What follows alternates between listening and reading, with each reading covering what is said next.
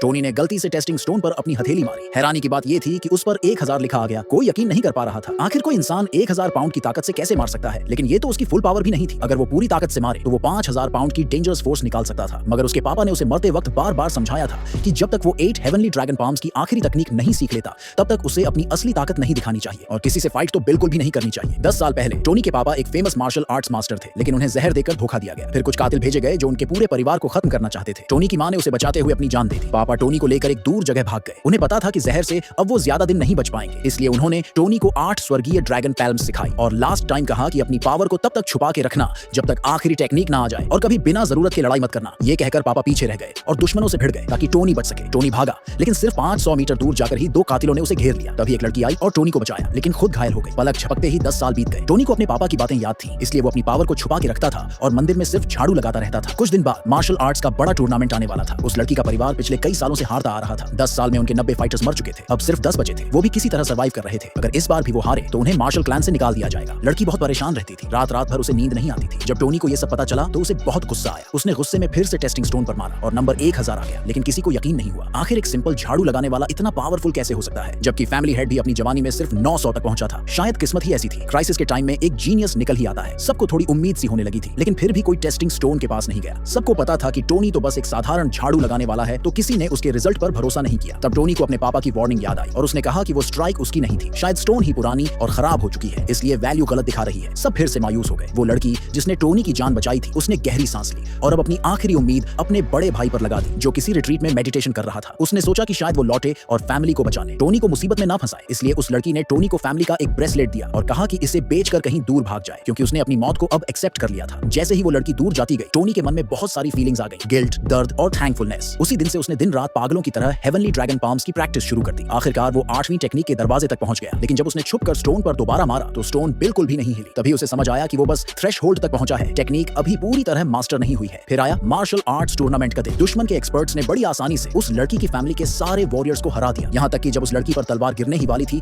तो उन्होंने उसे लात भी मारी। उसी लास्ट मोमेंट पर उसका बड़ा भाई जो मेडिटेशन में था फाइनली वहां आया। सबके चेहरे पर उम्मीद दिखी, लेकिन जैसे ही वो रिंग पर चढ़ा, वो दुश्मन के सामने घुटनों पर बैठ गए और फैमिली की बुक्स और मेंबर लिस्ट दुश्मन को सौंप दी। तभी उस लड़की को रियलाइज हुआ कि जिस इंसान पर उसने सबसे ज्यादा भरोसा किया वो तो धोखेबाज निकला। उसने सबके गुस्से और गालियों की परवाह किए बिना ठंडी आवाज में कहा कि अब ये फैमिली खत्म होनी चाहिए और सबको दुश्मन के सामने घुटनों पर गिरकर जान की भीख मांगनी चाहिए। लेकिन फैमिली के लोगों ने मरना तो मंजूर किया, पर घुटने टेकना नहीं। तब उस बड़े भाई ने खुद उन्हें मारना शुरू कर दिया ताकि बाकी को बचा सके। वो लड़की रोती हुई उसके सामने गिर पड़ी और रहम की भीख मांगने लगी, लेकिन उस गद्दार ने उसे बेइज्जत करने के लिए कहा कि सबके सामने अपने कपड़े उतार दे। उसी पल टोनी का सब्र टूट गया। उसने एक जबरदस्त किक मारी और उस धोखेबाज को हवा में उड़ा दिया।